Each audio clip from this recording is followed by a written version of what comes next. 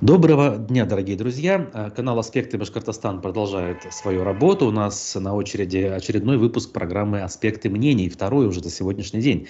У микрофона Руслан Валиев, и я с большим удовольствием представляю нашего сегодняшнего гостя, который впервые выходит в эфир «Аспектов Башкортостан». Это Азамат... Башкортостан продолжает свою работу. Минуточку, это у кого из нас? Ага, вот, это у меня. Азамат Рыскильдин в гостях программы «Аспекты мнений», научный сотрудник, докторат кафедры этнологии Евразийского национального университета имени Гумилева в Астане. Наш с вами соотечественник, наш с вами земляк, проживающий и работающий в научном направлении в соседнем Казахстане. Азамат, здравствуйте. Салям, Руслан. Салям, аудитория. Поэтому, значит... Спасибо. И друзьям, нашим зрителям я сразу напоминаю, что мы всячески приветствуем вашего активного участия в нашей программе. Для этого чат работает. Пишите свои вопросы, оставляйте реплики, комментарии и не забывайте, конечно же, про лайки. Самые простые способы нас поддержать и сделать так, чтобы программу увидели как можно большее количество людей.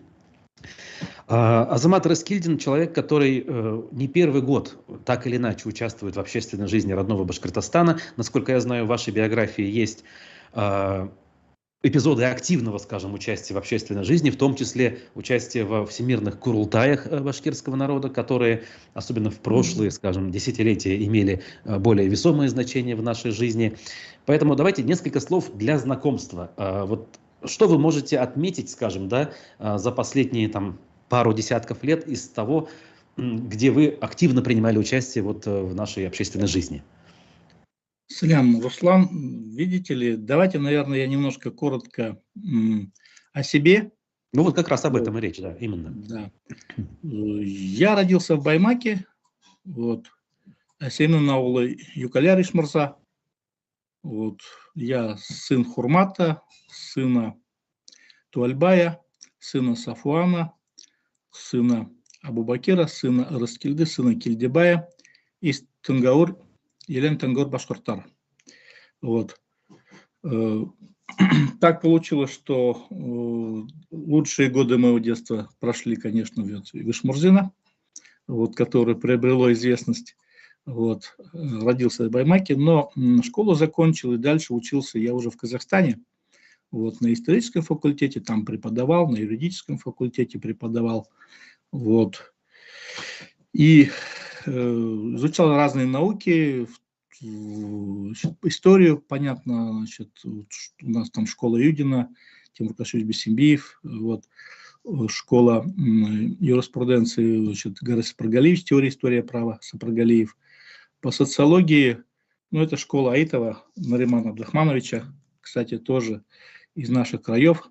Вот. Я не случайно называю этих известных людей, потому что надо понимать, что вот мы так или иначе стараемся стать, как бы приблизиться к плечам гигантов, и это прямое отношение имеет к теме, которую я считаю нужным заявиться.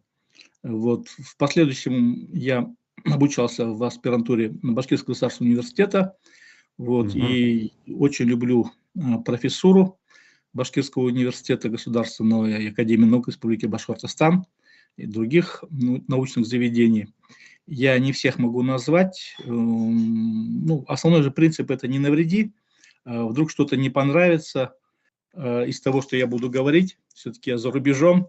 Они люди и так, в общем, на пенсии где-то.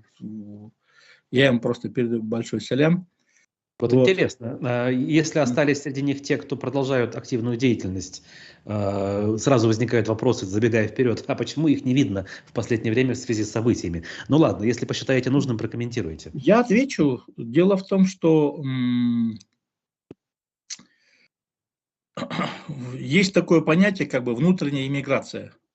Есть понятие внутренней иммиграции, не все имеют возможность, да и желание покидать родные края, но хотя бы не принимать участие в том, что происходит, вот, сохранить какую-то внутреннюю духовную автономию, вот, и работать как бы в долгую, на дальнюю дистанцию, продолжая свои научные разработки, Вот, я же смотрю, они публикуются, они работают, и я им очень признателен, и это надо ценить, потому что времена проходят разные испытания, но надо думать и работать на перспективу. Вот, и я знаю, что эти люди, они работают. Я понял. Поэтому вот, вот примерно такая установка. Далее. Э, Почему я посчитал нужным точно так же, в общем-то, вылезти из какого-то Из тени.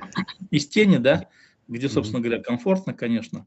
Дело в том, что я внимательно смотрю за тем, что происходит, вот, и ваш канал смотрю, да, и наблюдаю, как многие активные деятели, общественные, вот, часто используют слова, вот, не всегда, может быть, отдавая отчет там, в том значении, которое они в эти слова вкладываются. Ну, и недопонимание, на мой взгляд, может происходить в том числе от того, когда немножко не определен понятийный аппарат, категориальный аппарат, дефиниции.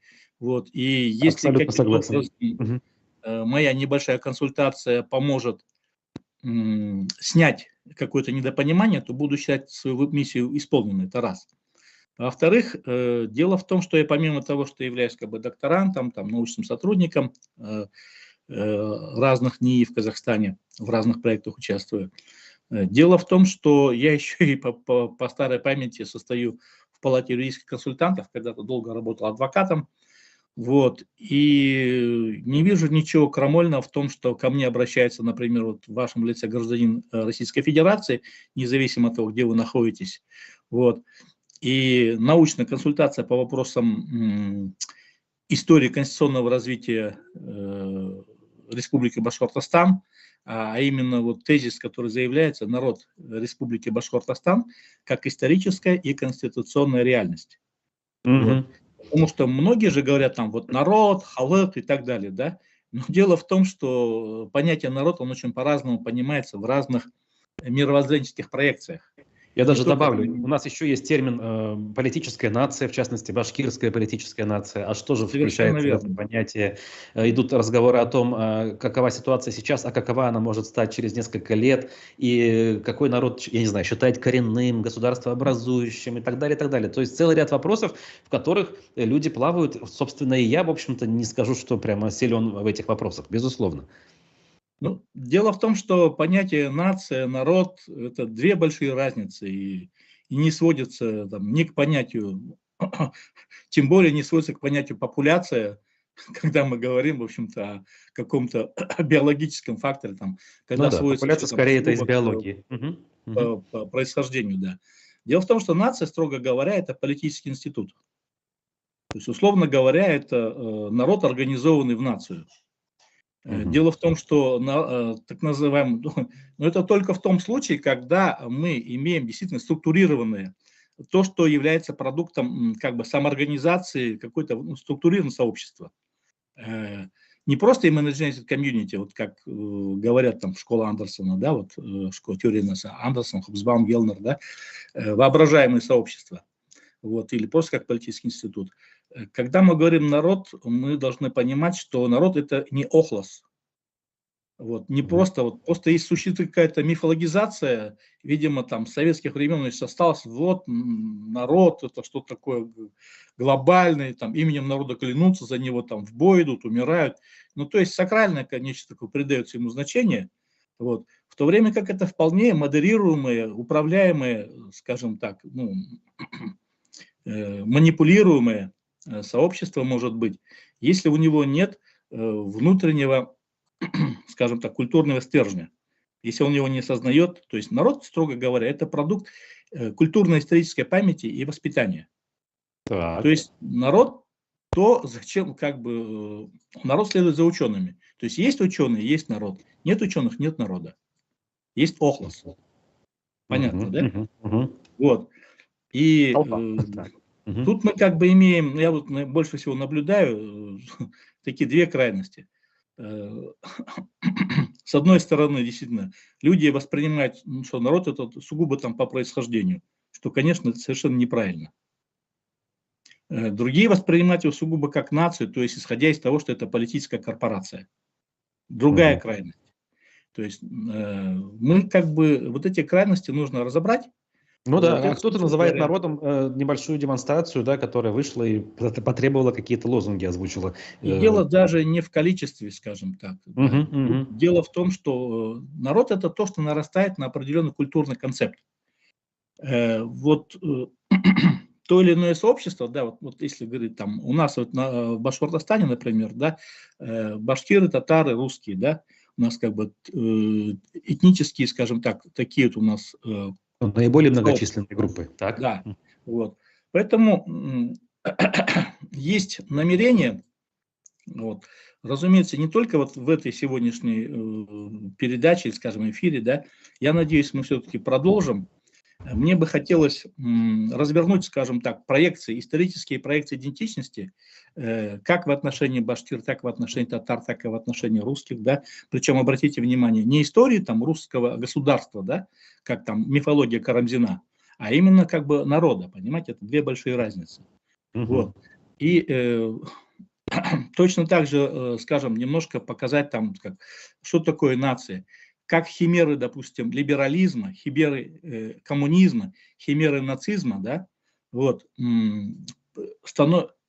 как бы морочат голову, ну, так я буду простым, даже для аудитории как бы немножко говорю, да, потому что Конечно, вот мы эти должны предельно просто изъясняться, чтобы было ясно. стараться, Да. да, не теряя при этом сути, и потому что все эти лозунги, например, простите мой французский, там, либерте, эгалите, фраернете, то есть свобода, равенство и братство, да, вот те, скажем так, концепты, которые разворачивались там, в 19-м и наиболее полно развернулись уже в 20 веке, да, вот, проявив три таких основных варианта нациестроительства, то есть именно такого политического, культурного, как бы, культурно-политического нациестроительства нации, да, вот, они, по сути дела, показали, что они не застрахованы от империализма, да, от прочих, скажем так, колониальных, неоколониальных Еще как не застрахованы, проекций. да. Да. Все скатываемся Вот, раз за разом, поэтому, все туда же. Так? если уж выбирать, получается, да, вот дороги, скажем, пути там в какой-то либерал-капиталистический Запад, то надо понимать, какие там ожидаются подвохи, да, какие-то извлекать надо уроки из коммунистического, скажем так, тоталитаризма, да, и надо понимать, что нацизм, скажем, вот эта идеология крови и почвы, она тоже до добра не приводит. Вот. Ну, конечно. Соответственно, Так. хотя бы вот показать там, где-то соломку подстелить, так или иначе мы сейчас вот все более и более выходим как бы вот бифуркации как бы нарастают, все больше ситуация сваливается в хаос как неуправляемый, да, поэтому спрос на ориентиры какие-то возрастает, ну, хотя бы помогу тем, что вот представлю какие-то проекции, какие-то толкования, какие-то дефиниции, может быть, это поможет, потому что, ну вот, ахинея же всякое звучит там, причем Например? опираются вот на ту же. Если мы как бы вот берем за основу там Конституцию Республики Башкортостан, где там написано, скажем, многонациональный народ Республики Башкортостан, то это понятие отражает вот представления примордиалистские, скажем так, вот 20 века. То есть когда выстраивается именно по происхождению, что, собственно говоря, очень неправильно. То есть народ, он как бы един в Республике Башкортостан. Да? Вот, он может включать в себя там этнические и русских, и башкир, и татар, да, вот. Ну, для меня, например, как для башкира, да, я не являюсь гражданином Башкортостана, и не только я, я не являюсь, и нет у меня никакого желания быть гражданином Российской Федерации, вот, хотя возможности, выбор такого у меня всегда был и остается, но это не важно. Вопрос в другом. Для меня вот быть башкиром, да, вот, это не основание для гордыни, это основание для ответственности. Так. Это, кстати, Поэтому, по-моему, должно быть в основе вообще любых, значит, попыток да, потому самоидентифицироваться. что Потому что это просто основание для того, что ты переживаешь за то, что здесь происходит. И вот если говорить о народе, то это то сообщество, которое переживает и жертвует ради того, чтобы на этой земле был мир и правопорядок. Причем основанный на справедливости, а не на какой-то, скажем, там, бесконтрольной власти. Вот. Тогда мы можем говорить, что действительно народ, он является каким-то конституционным субъектом. Вот. Я в 9 году, когда вот начал приезжать в Башкортостан по семейным обстоятельствам, у меня в 8 году умерла сестра, очень дорогой, близкий мне человек, вот, Марьям Апай, вот, Баймаки. После этого я приехал вот в Уфу, был очень так приятно удивлен, насколько благосклонно меня приняли в Уфе, вот, и профессура, в частности, Башкирского университета. Вот. Тогда, в 9 году, я принял участие в конференции, которую в марте месяце организовал Муртаза Габайдулович. Вот. И, видимо, кто-то там, может, Юлдашбаев покойный. В общем, прошла там моя статья «Народ Республики Башкортостан. Традиции конституционной правосубъектности». То есть, как бы я тогда заявил понимание, сейчас, конечно, оно корректируется. Вот. Просто единственный этот сборник, он сейчас у меня не под рукой, там в другом городе лежит моя библиотека основная, здесь как бы самое необходимое. Вот. И там я как бы и заявил о том, что история, скажем так, народа Башкортостана и Башкирского в частности, она не сводится к истории того, что сегодня называется Российской Федерацией. А берет свое начало там, ну, как минимум со 2-го тысячелетия, если не раньше. Как мы уже сегодня можем судить. Вот. Да, очевидно. То есть ее логика развития отнюдь не обусловлена. Вот.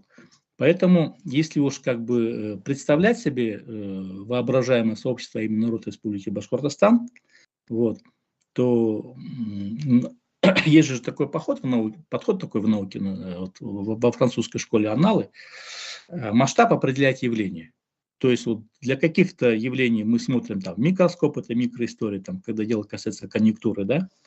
Для каких-то явлений мы там берем больше масштаб, там, начиная там десятилетий, считаем там на столетие, чтобы как-то вот увидеть явление в целом, да.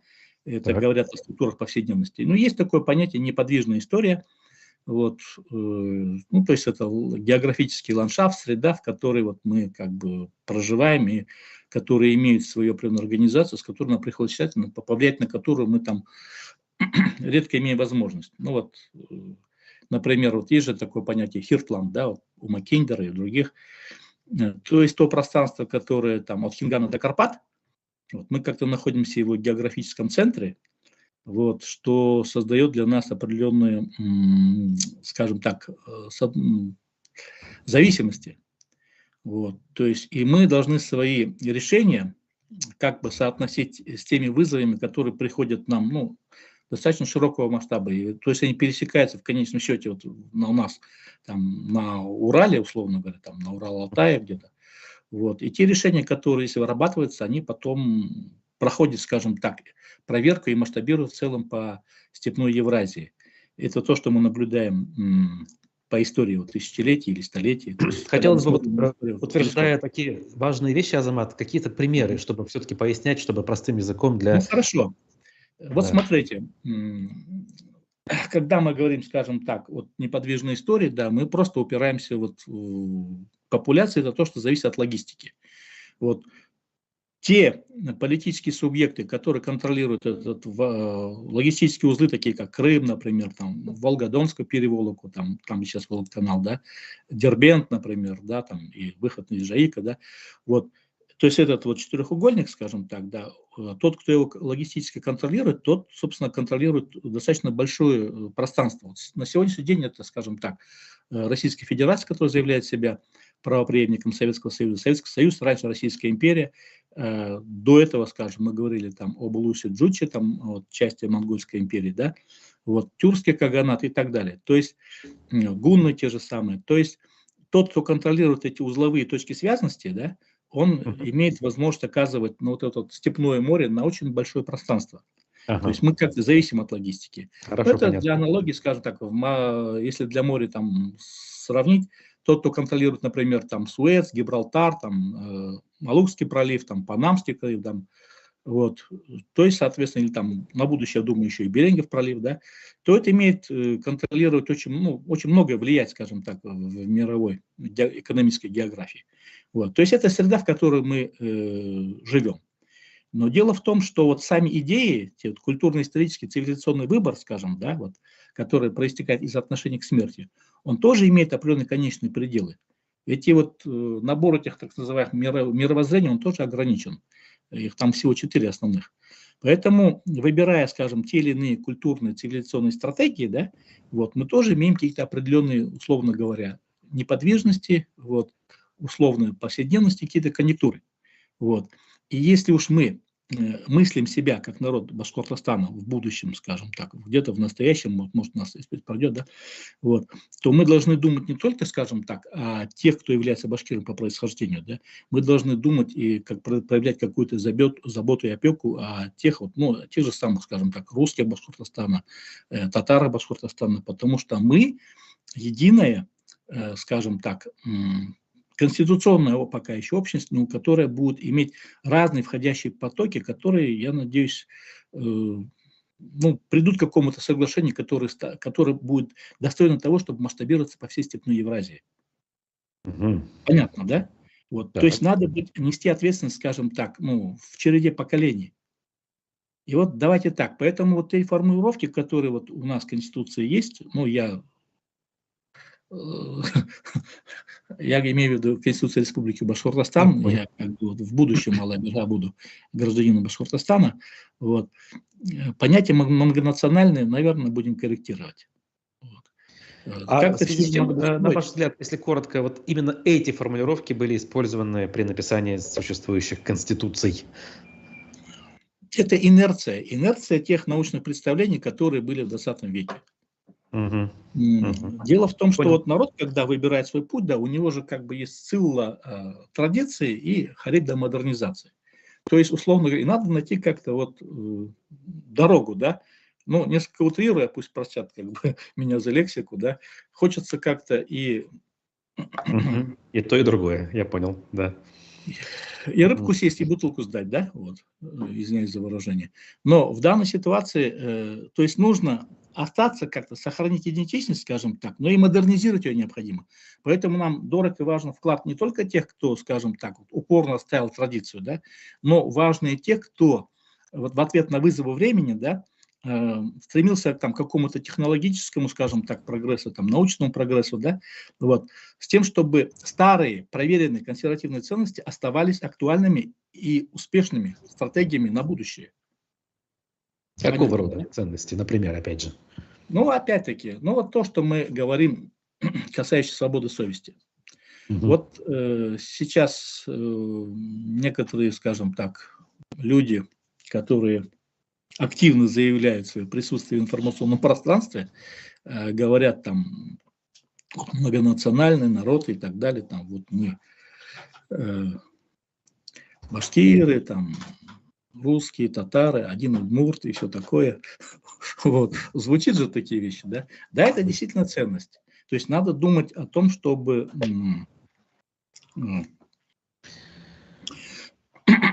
выработать какой-то концепт, на который, собственно, будет концепт, который будет нашим ответом на вызовы. Потому Вот, что вот... Да, идея понятна. Смотрите, Азамат, вот на сегодняшний день, ну, скажем так, в ряду национальных, что ли, активистов звучит такой концепт, как башкирская политическая нация, которая, если уж совсем простым языком говорить, она включает в себя всех жителей республики, при этом с главенствующей ролью этнических башкир. И на этот счет есть возражение вполне себе логичное, что это не совсем верно. То есть, с одной стороны, хорошо, что все входят в политическую нацию, с другой стороны, почему у трети населения, скажем, в лице татар, будет прав меньше при определении, я не знаю, глобальных трендов, куда будет двигаться республика будущего. Ну, вот. Это опять-таки, вот мы приходим, я с вами согласен абсолютно, потому что дело в том, что это зависит от мифологии таких вот понятий вирусов. Одним из таких вирусов, я убежден, является понятие государствообразующий народ. Так. Нет такого, ну, скажем так, политического лозунга. Ну, это нездоровая установка. Вот сразу говорю. Ну а как? Вам тут же возразят, ну как же, смотрите, мы башкиры, у нас республика Башкортостан, значит башкиры это государствообразующий народ. Какие еще нужны пояснения? Что здесь не так? Где противоречие? Объясню. Вот давайте вернемся к тезису. что такое, давайте начнем, что такое государство, да? Вот, государство – это, строго говоря, институт, который опосредует отношения между вот властью и обществом на основе какого-то правопорядка, на основе права. Мгм. То есть вот в эллинистической культурной традиции мировоззрения, которая там идет из Египта, потом через Платона и вот современная, скажем так, западная цивилизация, часть которой является в том числе и Россия, вот, это понимать государство как институт, как организацию публичной власти. Если иметь в виду противостоящиеся, ну, где-то в антагонизме даже, авраамическую культурную традицию, да, которая отвергает сакрализацию правителей как таковую, да, где история смотрится не как история там, правителей, а как история Династии. пророков, ученых, скажем так, там другое. Государство – это организация права. Это правовая организация общества, условно говоря. Это другое понимание государства. Вот.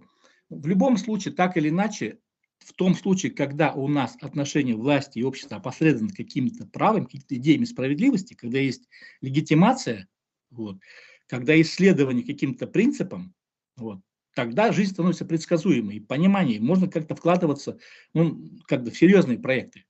Если же все выстраивается в какой-то личный произвол, вот, какие-то вот, ну, каких-то временщиков, то нет будущего, нет какого-то желания жертвовать в этой институции.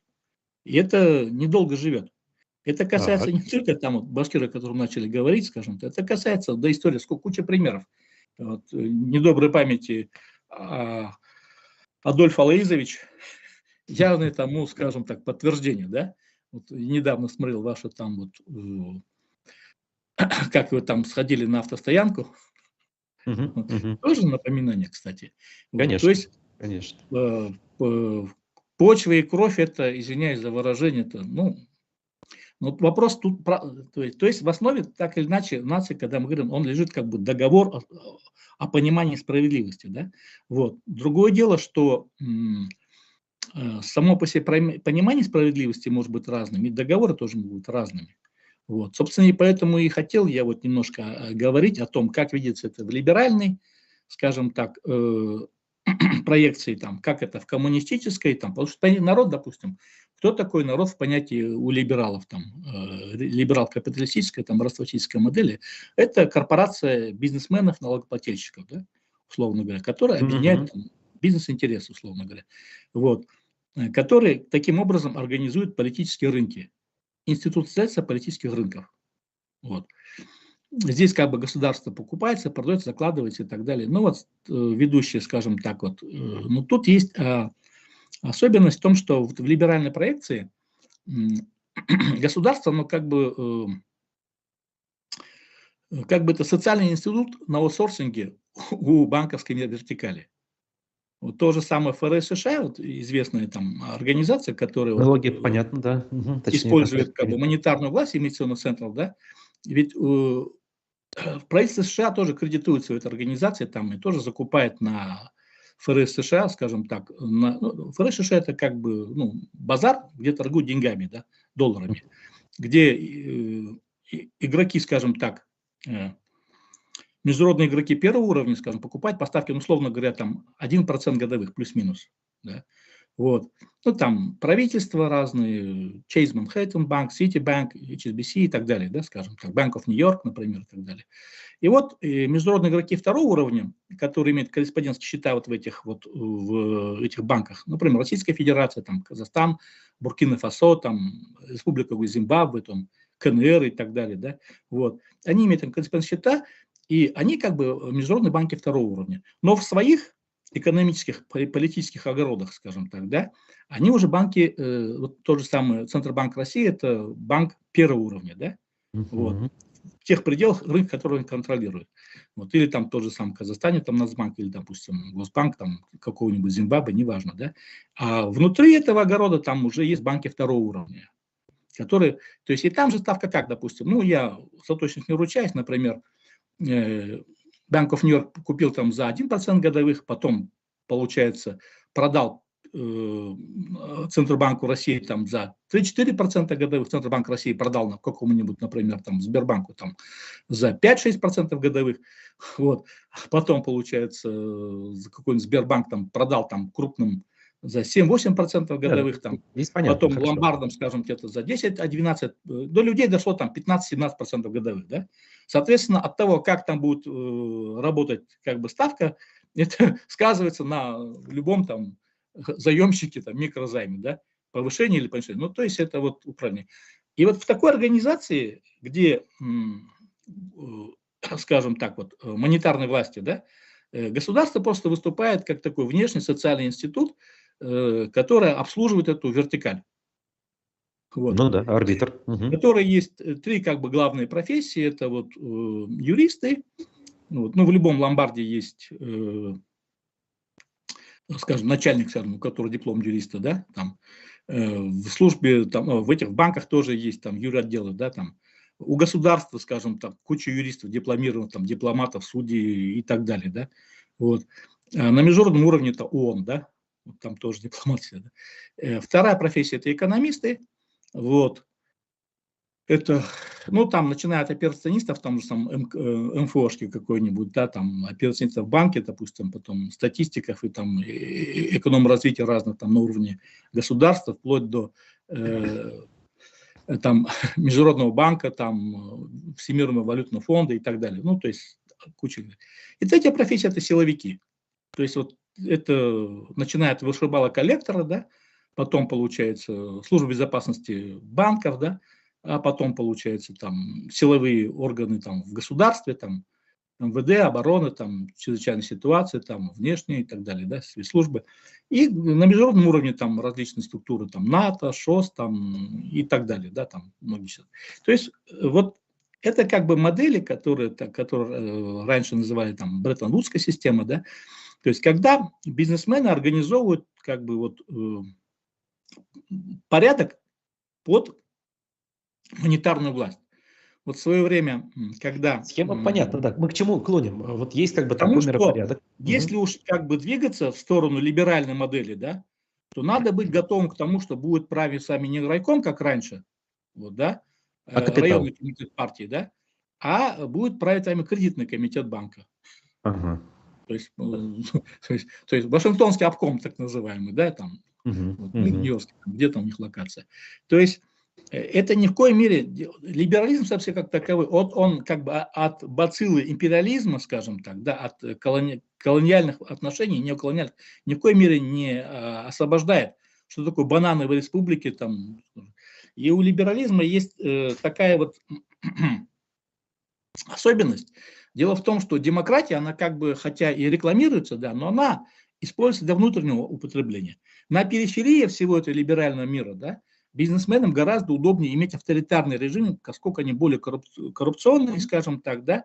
Вопросы вот, решаются быстрее, чем демократия, безусловно. Я это наблюдаю. Грабить легче. Ну вот та же самая Российская Федерация, скажем, зачем этим бизнесменам ФРС США в России демократия? Она никогда не нужна была там ни 100 лет назад и не сейчас. То есть здесь удобнее иметь как бы такой жесткий авторитарный режим, потому что легче использовать как бы там природные ресурсы и так далее. И это не только там касается там Евразии, это и Африки касается, и не только. Но это если взять за основу, что действительно как бы этому капиталу, этим капиталистам интересно что-то получать, условно говоря, с территории банановой республики, условно, не обязательно России. Дело в том, что для них демократия понятие инструментальное. То есть она полезна, когда нужно сделать переворот, вот, а в результате переворота поставить своего парня, который будет, как бы там, молясь на свои вклады, выполнять их волю. И там уж никакой демократии пахнуть не будет. Вот. То есть это то есть для самого населения демократия выгодна, но ее нужно еще заработать, заслужить. Ну да, чтобы она была устойчивой. Да-да-да, конечно. Да. Так. Поэтому как бы питать какие-то иллюзии, что вот мы там пойдем там, войдем как что нам кто-то демократию принесет извне, установит, и мы будем жить счастливо, то это скорее иллюзия. Еще за нас там порешает все вопросы, мы там, это, ну это, мягко выражаясь, наивно. Так. Просто используют как изделие и так далее. Вот. То есть она нам самим нужна, потому что как бы это как бы возможность для самоорганизации. То есть мы сами должны ее добиться, сами должны установить и закрепить. На Но своих условиях. на своих условиях. А чем наши условия? Должны ли они как-то отличаться? То есть демократия, она и в Африке должна быть демократией, или есть какие-то нюансы? Так вот, здесь вот для того, чтобы было поменьше мифов, да, вот надо как бы понимать, потому что, знаете, демократия, слово настолько, извиняюсь, проституировано, да, вот Ким Ир Избитые. Сен, Корейская Народно-демократическая республика, да, Так точно, Адольф да. Алоизович возглавлял там национал-социалистическую демократическую партию, да, и так далее. То есть, ну, коммунисты же тоже это демократы, же тоже как бы, да, у них Ну, так, толкование. слово демократия в СССР звучало из каждого утюга, конечно, как же. Да, это понятное дело. То есть, вот, ну вот, опять-таки, что у нас такое демос, да, вот где это охлос, а где это политически организованная нация, которая знает, которая имеет элиты, которые, в принципе, ну, ориентируются, скажем, в вызовах современности и будущего, как бы понимая прошлое, когда выстраивается исторический проект идентичности, да. Вот. Поэтому есть такой еще принцип очень важный. Знание прежде слов и дел. Поэтому давайте как-то немножко переосмыслим эти понятия, проекции исторические. Потому что вот я смотрел ваш эфир там вот с Евгением Коноплиным, скажем, да, ну, очень симпатичный парень, да. Вот у меня вот глубокое такое вот убеждение, что для таких, как он, вот в будущем нашем Башкортостане будет жить гораздо комфортнее, чем в какой-то там ЧВК «Россия», условно говоря. Вот. Там я сейчас не могу говорить там за все башни, но какая-то из башен Кремля, скажем так, но явно клонит в эту сторону. Вот. И в прошлом году мы чуть не стали свидетелем того, как это чуть не реализовалось.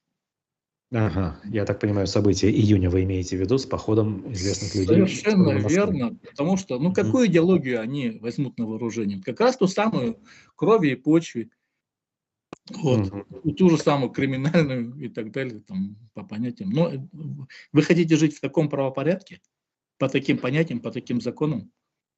Но это же... Ну, понятно, вопрос риторический, хорошо. Поэтому для меня вот, как бы вот есть понимание, что нам действительно вот, ну, нет у таких, как Женя, да, скажем так, другого шанса на свободу, кроме как, чтобы у нас в Башкортостане вот реализовалась нормальная государственность.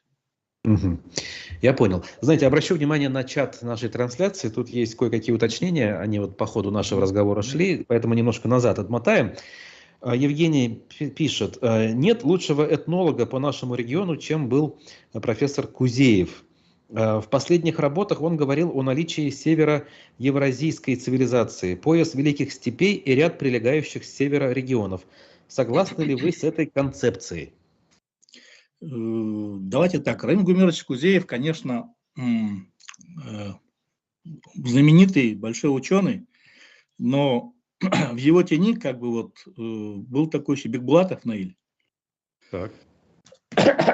Аргаяшский, значит, по происхождению. Ему очень много помогал Дамир Джаватович. Вот. Очень многое из того, что делал Наиль, оно как бы вот присутствует в трудах Раиля Гумеровича, это раз. А во-вторых, в этой концепции, которую Раиль Гумерович вот заявлял, там он в значительной степени опирался на работу Ахмедзаки Валиди, которую ему Ахмеров там как-то вот передали ему через того же Мустафа Карима, там, вот, она долго была там под замком, но куда там в 60-е, 70-е годы, как ты будешь ссылаться на Заки Валиди, только в 10-м году там опубликовали эту работу «История Башкир». Вот. Дело в том, что там существует же как бы три концепции. Если говорить по цивилизации, мы сейчас отдельно, давайте по башкирской истории, значит, потом по цивилизации и так далее. Слишком там знаменитая книга у Раиля Гумеровича, это происхождение башкирского народа. Поэтому я, по идее, Раиля Гумеровича там чуть пройдусь, начиная с этой книги, да? Вот. По предмету, скажем так, вот концепция Заки Валиди, она заключается в том, что вот комьюнити, этническое сообщество, которое вот сегодня называется башкиры, скажем так, да, надо рассматривать системно в контексте всей степной Евразии. Вот. Мгм. Равиль Гумерович подошел к этому вопросу, исходя из того, что башкиры вот пришли из Центральной Азии. Вот. В частности, опираясь вот на предание того же рода Тангаур, например, к которому я отношусь, там пошли за волком с Приорали и так далее, вдоль Сырдарьи. Вот в ответ на это Нияз Абдулхадович Мажитов заявлял автохтонное проявление, скажем так, происхождение. Вот. Башкиры, опираясь вот на эпос Урал-Батыр, там, Бурзянский, скажем так, вот, другие предания, вот, происхождение вот. И вот вся эта дискуссия, она шла в рамках, условно говоря, структурного понимания истории, структуралистского понимания истории. Когда, вот, ну, это для 20 века характерно в целом, структуралистское понимание истории. Это только в конце вот, 20 века началось, как бы, пошел там понятийный аппарат общей теории систем, динамических неравесных систем, когда стало важным понимать, как происходит самоорганизация, какие таксономические уровни предполагают, какие уровни, скажем, организации, да, и для каждого уровня соответствующий маркер, да. Поэтому надо вот для этого нужно как бы понимать взаимосвязь, то есть тут междисциплинарные подходы нужны. И на сегодняшний день вот просто концепция происхождения, когда кровь и почва, скажем, определяет, этого недостаточно. Вот. В последних работах Равиля Гумеровича там говорилось об импульсах, скажем так, этногенетических там по Волжью, скажем так, по бассейну, скажем так, ну, Волжскому бассейну, скажем так, да, Да, идея где понятна. рассматривались те же самые финно-угорские народы и так далее. Он как-то вот силился какие-то концепты вот выработать, говорил об этих импульсах, вот последние его работы. Вот. Но дело в том, что без, скажем так, социологии мировоззрений, то, что опирается там на Вебера, то, что опирается на культурную антропологию, сегодня вот в рамках то, что не опирается, скажем так, ну, на методологический аппарат открытых динамических систем, то, что синергетические эффекты, скажем так, да, понимание. Сегодня предложить адекватно ответить, скажем так, выставить какие-то проекции, скажем так, идентичности на прошлое и на будущее, да, не представляется возможным. Поэтому для своего времени это было, конечно, вот прорывное, особенно для всей Центральной Азии, потому что впервые, скажем так, вот были введены в научный оборот, ну, в таком нормальном, хорошем фундаменте научном, Шежере, например, да, вот у Гумеровича, опираясь Да, на то же да. самое Бекбулатова, скажем так, да, вот, э, но тогда уже вот тот же самый Ильян Брамлей, скажем так, говорил о том, что вот, заявляя концепцию этноса, что вот есть этникос, да, есть эсо. Этникос, как бы, ну, грубо говоря, элита, который вырабатывает ответы на вызовы. Но он в такой терминологии, он не может там напрямую там Тойнби как-то вот цитировать и так далее. Вот. А если это те социальные границы, которые вот, в которых этникос обеспечивает какую-то целостность, вот, Мгм. элита. Вот. Мгм. Получается, вот Фредерика Барта есть работа такая, этнические социальные границы, да, вот, где, собственно, это соотношение как бы красиво разъясняется, вот основа как бы конструктивизма его работы. Вот. Поэтому надо понимать, что если мы говорим о нациестроительстве, то мы говорим о политических институциях, в которые есть разные входящие, скажем так, этнические традиции, но для которых нужно находить взаимоприемлемый ответ, какой-то договор конструктивный, в котором вырабатывается вот какой-то общий концепт, который можно передать будущему поколению, который будет устойчив к вызовам, адаптивен вот, к состоянию, к текущим, к долгосрочным вызовам. Условно говоря, народ – это то, что делают бабушки, ну, которых, правда, дедушки воспитывают. Дедушки делают концепт, в котором воспитываются бабушки, а потом бабушки масштабируют этот концепт на следующее поколение. То есть народ – это то, что нарастает на концепт. Вот нация – это, скажем, ну, вопрос одного-двух поколений. Так. Народ – это то, когда появляется третье-четвертое поколение. Когда появляется историческая память, этническая традиция, когда люди, скажем так, вот, не критически воспринимают вот в детстве то, что положено, там, ну, бабушка, там, мать, там, вот, она, да, вот то, что в какой-то вот комплекс этический там императив заложила, да, представление о совести и так далее, да, вот. И потом человек с этим всю жизнь живет. Вот эти установки очень сложно поменять, как бы, ну, там три основные, скажем так, точки воздействия. Это либо цель рациональная, это вот через логику, через объяснение, скажем, ну, это вот, если вы так, в категориях Вебера. Либо получается через подражание, то, что вот через традицию, то, что в детстве, скажем так, закладывается, да, вот. Ну, либо через аффекты. То есть, когда там, Да, если 100 раз, скажем, объяснить, вот как вот, пропаганда как действует, она вот просто меняет человеку что-то. Вот, как раз на этом хотелось бы немножечко тоже отступить назад, обратившись к одному из комментариев нашего зрителя. Вот он реагирует на ваши тезисы и выкладки касательно проблем условного либерального миропорядка и пишет, что Дугин бы аплодировал, имея в виду Александра Дугина, философа, идеолога так называемого русского мира, на идеологию которого, по сути, ныне опирается кремлевская политика. Вот как вы ответите на этот тезис? Хорошо. Дело в том, что, ну вот, очень так, благодарю за вопрос. Дело в том, что вот эти вот дилеммы ложных альтернатив, да, потому что вот я же не случайно обозначил эти три химеры, да, вот либерализма, скажем так, идеологии, да, идеологии коммунистической химеры, да, и химеры, скажем так, нацизма как идеологии крови и почвы. И действительно, с позиции, скажем так, крови и почвы Дугин бы действительно аплодировал. Но это не означает, что в отношении Дугина самого, будем так говорить, нет контраргументов. Потому что вот откуда он? Вот когда в 2014 году константинопольский патриарх Варфоломей отозвал, ну, Томас УРПЦ, да, вот, тогда, ну, грубо говоря, прекратилась определенная подпитка к определенному, скажем так, опыту легитимации, долгосрочной легитимации, опыту, скажем так, опыту управления народами через мировоззрение, да, к технологиям справедливости, условно говоря.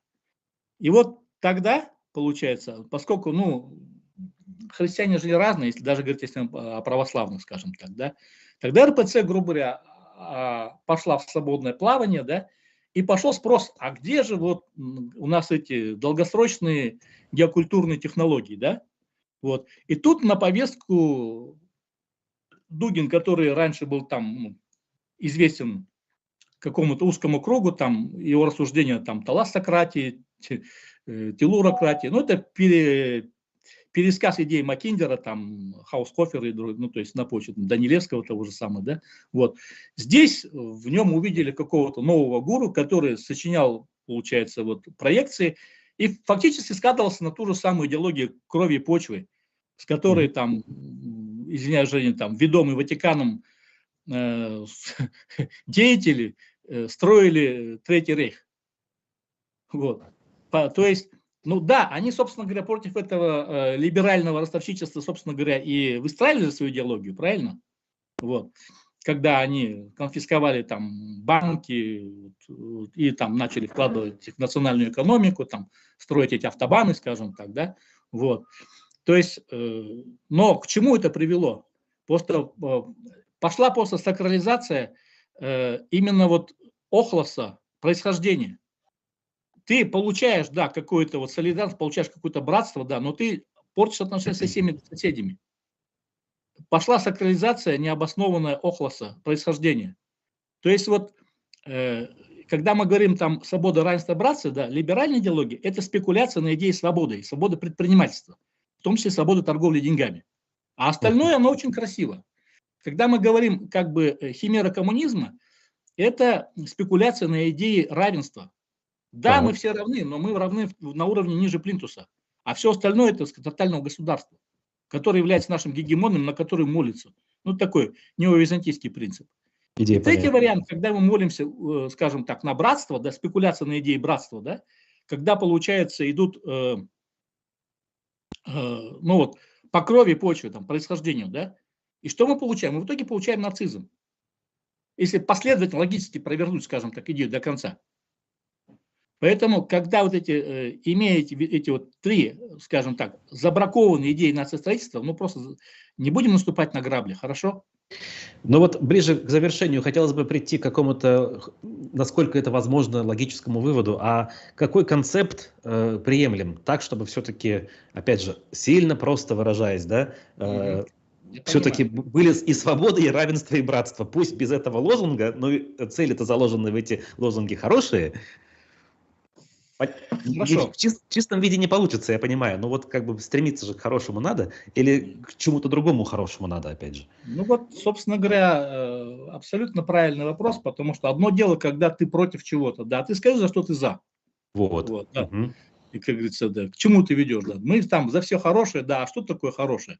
Вот, потому что всегда, вот, ну, жизнь устроена так, что всегда чем-то приходится жертвовать. У нас лимита, скажем так, вот, на все не хватает, бывает. Там где-то времени нет, где-то денег нету, где-то там знаний нету, да, что-то там, ну, чем-то приходится жертвовать, всем не угодишь. Вот. И тут возникает вопрос о том, что нужно расставлять приоритеты. Чем-то жертвовать ради чего-то более важного. И вот у Вебера, скажем так, вот есть понимание, да, вот есть понятие ценностно-рационального, да, то есть то, во что мы верим, то есть то, что мы как бы, чему посвящаем свою жизнь. Вот. Есть вещи там конъюнктурные, там цели рациональные выгоды, есть там аффекты, где-то, но то вот культурная антропология, собственно говоря, исследует то, что во что человек верит. Ну, вот известный тезис, например, карго-культ, например, да, вот это самолетопоклонники, да. Вот. Если у нас будут эфиры, я более подробно объясню. То есть человек не может не верить. То есть он где-то должен на себя находить какую-то точку опоры. И Так. вот исходя из того, чтобы вот в какой-то верить, да, ну, для себя я нашел, конечно, ответ в авраамических ценностях. Вот, где сакрализация там не предусматривает ничего из сотворенного. То есть никакие фараоны, скажем, никакие правители, то есть вот то, что мы говорим о, грубо говоря, эллинистической традиции, да, это вот сакрализация, ну вот фараонами были там Александр Македонский, там Кир, там до него там Птолемей, потом после него там Цезарь, да, после Цезаря там Константин, византийские императоры, там Юстиниан и так далее, только сам Христос. Потом, когда их уже империю ромейскую как бы разгромили, там эти политтехнологи, которые, в общем-то, манипулируют этими фараонами, сделали фараон сакрализовать там Карла Первого, да, вот, и Карла Первый, скажем, от него там внуки поделили на три части, это вот западная часть это Бурбоны, вот, средняя там Гаденбург нынешний, третья, восточная это Карлинги, это вот Ольденбурги. Ольденбурги это у нас кто? Это Галштин-Готорпские, Гогенцоллерны, Саксен-Кобургские, Винзоры, Глюксбурги. Вот. То, что потом стало, их сначала там Прокси Романовы, потом сами уже пришли эти Галштин-Готорпские. Вот. То есть это фараоны. Это вот та сакрализация, то, на чем держится, когда есть сакрализация государства, идеи как таковой, и правителя. Когда вот, помните, этот Верещагин, да, я мзду не беру, мне за державу обидно, да? Так. Когда человек жертвует ради государства, и он становится рабом империи. Вот эти вот сказки поклонения государству, да, они же внедрялись в массовое сознание там, не одно столетие. И на чем, собственно, и выросла, скажем, эта традиция, то, что все российская как таковая. Ведь не просто так же там Карамзин за свою мифологию там получил камергера, да, вот Николай Карамзин. Или Александр Пушкин, то, что внедрял там сказки, вот, но, как бы вот через эти сказки массового поражения, сказки программирующие там, вырабатывал, скажем, это, ну, э, безгрешность царя. Вот Мгм. возьмете сказки, там, какой бы ни был там бравый солдат, бравый там какой-нибудь там Иванушка, да, но вот приказал ему какой-нибудь плюгавый царек, да, вот, он и пошел там искать неизвестно что. То есть вот такой вырабатывается архетип. То есть он Ну, вот не, прав у и все. Пушкина я поспорил, о «Золотом петушке» там царь так себе, по-моему, там Ну какая шамаханская разница? царица. Там вот он может быть каким угодно. Сама идея, Что он есть. скажем так, подчинения, Ага. сама идея, скажем так, э, царской власти как таковой, абсолютной, Мгм. она закладывается еще и тогда. Ну, вообще, да. То есть там Она как и бы нет живет, в принципе, вот аргумента. в российском народе, извините за выражение там. Тот же самый Филатов, там, сказку, вспомните, там его знаменитую про Федота Молодца, удалого стрельца Мгм. и так далее. Так. Вот. Но тот же самый архетип. Ну, приказал там и пошел умирать где-нибудь там на Леодунском полуострове или на Крымском, какая разница? Неважно, То да. есть тут в авраамической культурной традиции, вот, ну, которые, скажем так, которые когда-то сформировались башкиры в народ, да, из союза племен башкир, то есть из союза племен в народ, потому что это две большие расы. Одно союз племен это еще не народ. Вот. Народ, когда общая историческая память. То есть, когда они отдельные свои, скажем так, мифологии собрали там, на основе какой-то единой платформы мировоззрения, тогда получился народ. Там история строится, это история учителей, история пророков, посланников и тех, кто следует за ними, получается, вот как учителя мировоззренческие. Здесь любой правитель воспринимается как наемный суверен. Он может ошибаться, он подсуден. То есть он может заключать, скажем так, соблюдать договор, может не соблюдать договор. Если он не соблюдает, то его можно, ну, грубо говоря, скажем так, кончиком сабли, скажем так, вернуть в адекватное состояние. Вот.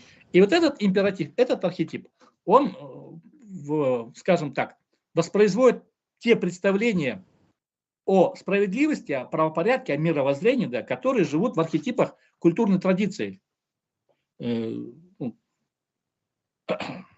нашем случае это тюрко-мусульманская культурная традиция. Но это там же не только есть, там же есть и афро-мусульманская, есть арабо-мусульманская, индо-мусульманская, персо-мусульманская, ну и так далее там.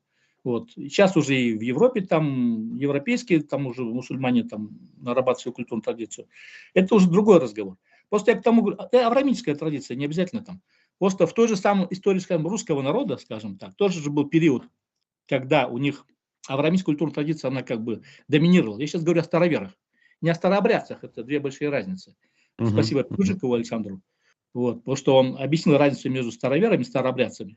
То есть для староверов, скажем так, да, которые вот исходили из того, что царь это как бы наемный, скажем так, вот, человек, который занимается политическими делами, да, никакого сакрального статуса не имеет, для них там что Петр, что там до этого Алексей, они это как бы антихристы. Вот.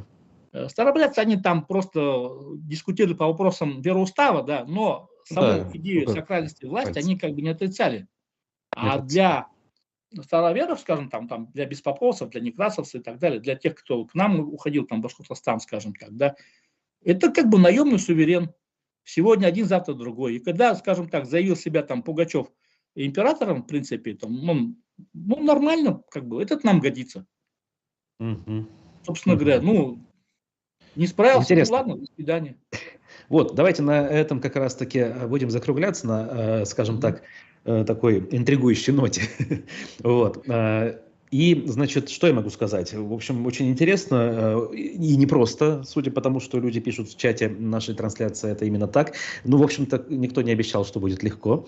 Вот. Соответственно, ждем ваших, друзья, дополнительных реакций и комментариев уже под, значит, трансляцией, которая будет завершена, соответственно. Вот. А я напомню вам, что в гостях программы «Аспекты мнений» был научный сотрудник, докторант кафедры этнологии Евразийского национального университета имени Николая Гумилева в Астане Азамат Рыскильдин. Азамат Хурматович, спасибо вам. Прошу прощения, Льва Гумилева. Ой, прошу прощения, да, господи. Ну да, конечно, Льва Гумилева. Ладно, это во-первых. Во-вторых, благодарю вас очень как бы за внимание. Вот, хотел бы быть полезным, и если вы посчитаете возможным кого-то из собеседников, скажем так, пригласить для обсуждения, скажем так, тезисов, потому что, ну, не все же вам одному тянуть, правда? Вот, то я понял вас. Готов, скажем, да, то есть дискуссию устроить какую-то. Да, потому что если делать воображаемое сообщество, то это надо делать вот сообща. Ну да, здесь я согласен абсолютно. Все, что мы делаем и на что нацелены, это как раз-таки на конструктивную дискуссию. Ну что ж, еще раз благодарим, друзья. Спасибо. Увидимся с вами на канале «Аспекты» уже не сегодня, а в ближайшие дни. Следите за анонсами. Не забывайте про необходимость подписаться на канал, на телеграм-канал и на прочие ресурсы, которые остаются доступными. Буквально в эти минуты поступают новости, что с YouTube все новые и новые проблемы из регионов России. В общем, хорошего в этом смысле мало, поэтому будьте начеку, как принято говорить. Всего доброго и до встречи.